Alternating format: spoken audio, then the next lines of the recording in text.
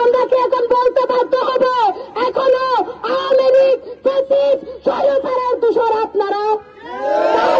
তা যদি না হয় তাহলে আজকের এখান থেকে জানান দিতে চাই, এক সপ্তাহের ভিতরে যত ধরনের স্বৈরাচার আওয়ামী লীগের দোষররা তারা ঘুরে বেড়ায় তাদেরকে কারাগারে বলবেন।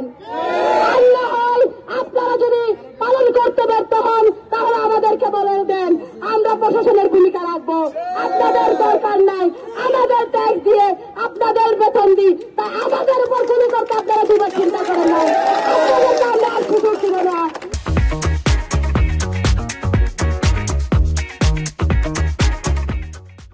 জানেন আমরা সেই দিনই মরে গেছিলাম যেই দিন আমরা রাজপথে গুলির সামনে দাঁড়িয়েছিলাম।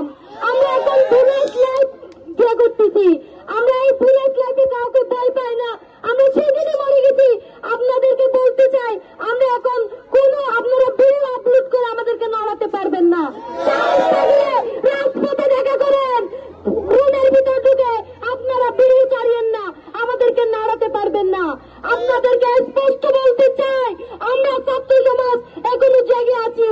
যতক্ষণ না একজন ছাত্র জনতার গায়ে রক্ত থাকবে ততক্ষণ আমাদেরকে ইনশাল্লাহ কিচ্ছু করতে পারবেন না। আমাদেরকে যখন গুম করে তুলে মামলা দিয়েছিল তখন আমাদের বিরুদ্ধে একটা ডাক ছিল না। তারা আমাদেরকে জেলে নিয়ে 4-5 দিন পরে মামলা দিয়েছেন। আজকে আওয়ামীকে ধরতে গেলে তাদের বিরুদ্ধে আগে মামলা থাকতে হয়।